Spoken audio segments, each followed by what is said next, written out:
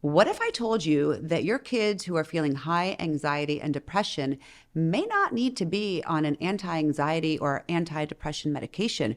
Maybe it's their hormones. I'm here today with Dr. Shiva Lalezar, who is a functional and medical doctor, to talk a little bit about how we can diagnose our children in a very different way.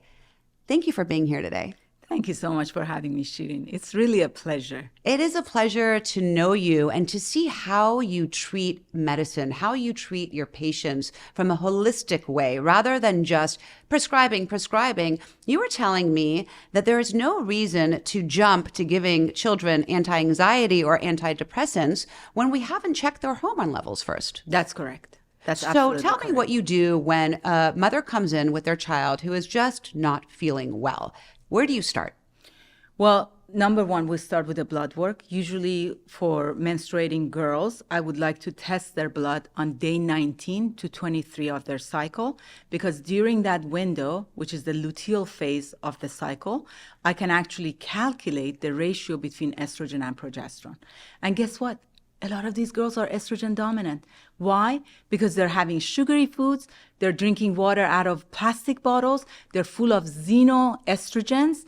They have already developed estrogen dominance. And the way you could tell is you look at their tongue and their tongue looks like a strawberry. Wow. They have these little red dots on their tongue, right? And you look under their tongue and those veins underneath the tongue are engorged. So they're full of toxins because a lot of them are eating sushi. Right? So mercury levels are high, which can cause hormone imbalance.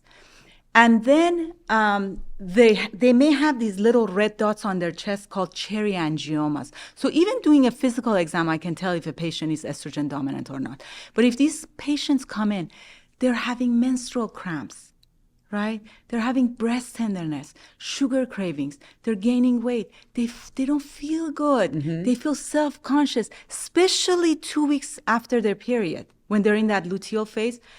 Some of them even want to kill themselves, okay? They just are coming out of their skins, and their self-esteem comes down. So any little thing that these kids, especially in mid school, they're mean. I mean, these kids are so mean, right? Yes. The culture that they're surrounded with is not a nice culture. It's not a culture of camaraderie and support. Not at all. It's not a culture of love. Not at all. Right?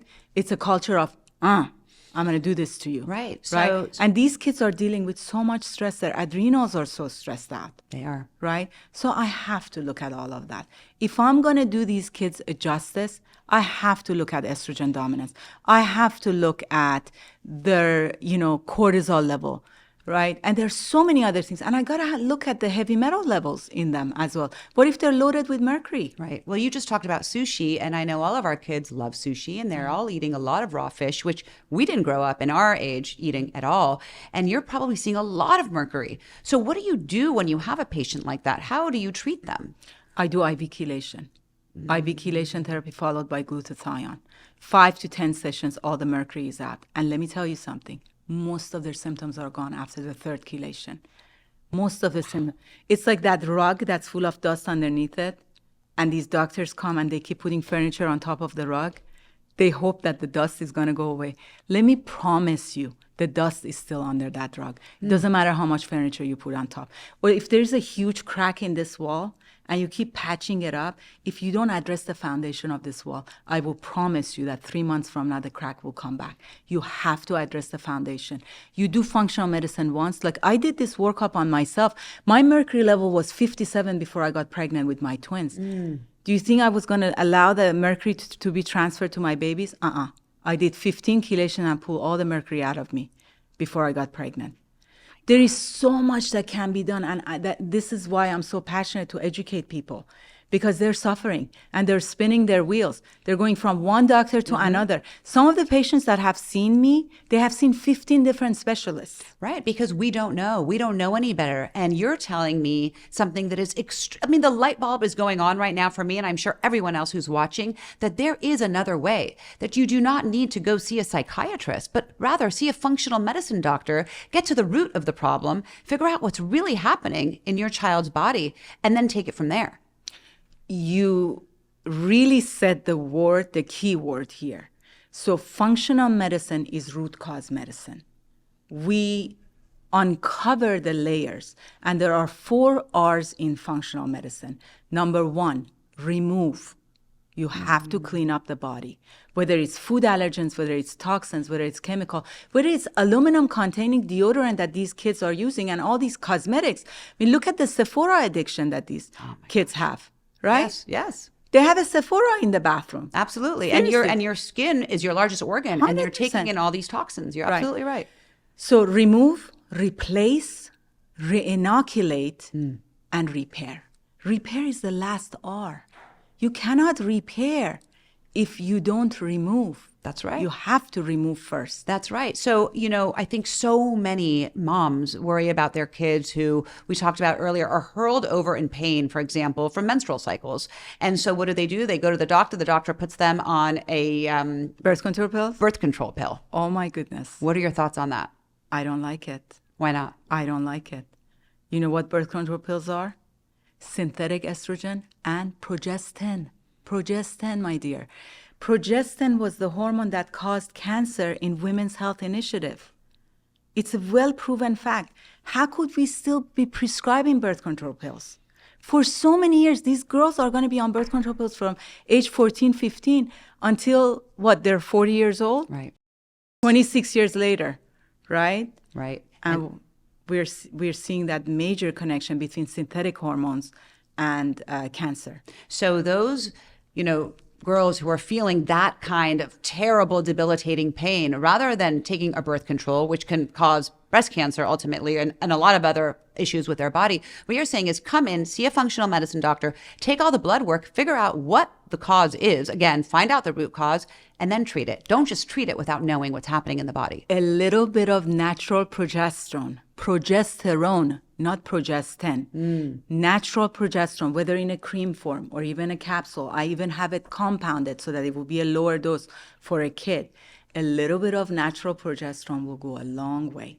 I may treat this patient 2 to 3 months, balance out that estrogen and progesterone ratio, and send them their merry way. They don't need to be on hormones anymore because we balanced out that ratio. Does that kind of make sense? No, that makes a lot of sense. I want to tell you about a very good book. Okay. It's called Once a Month. It's by Dr. Katharina Dalton from England.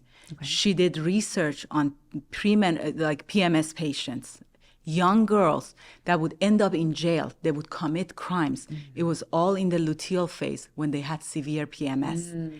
Those girls who were flunking, right, they couldn't pass their test. It was during PMS. So you give them a little bit of progesterone, and the symptoms are gone. How many patients have I had with PMDD and PMS? And you can see all these testimonials on my Yelp and Google page, where patients were being seen by UCLA doctors and were only given antidepressants for their PMS, which is helpful, but it's not getting rid of the root cause of the problem, which is estrogen dominance. You give them a little bit of progesterone, boom, PMS is gone. I mean, so what you're telling me is that girls who may feel suicidal, feel debilitating anxiety, could be from their PMS that could be handled with progesterone. Natural progesterone rather than putting them on an antidepressant or an anti-anxiety medicine. Yes. And if the parents are worried about natural progesterone, please don't be. Please be worried about birth control pills. My daughters, I have twin daughters who are 14 years old. They have a natural progesterone cream in their room. And if they feel any PMS or menstrual cramps, they're going to dab on a little bit of that progesterone. And it really alleviates. On their wrist. Alleviates their symptoms. Absolutely. And this is coming from a doctor who's been practicing for 26 years as a medical doctor in functional medicine. So if it's safe for your twins, it's safe for all of us to be giving our children as well. I mean, how could natural progesterone be unsafe and birth control pills be safe? Absolutely right. It's like we're living in an upside down world. We are living in an upside down world, which is exactly why you're here, to help educate us, because the more knowledge we have, the better decisions we can make for our families. And I am so grateful for you taking the time. I know how busy you are to come and to educate us, because it takes a village to raise this generation of children.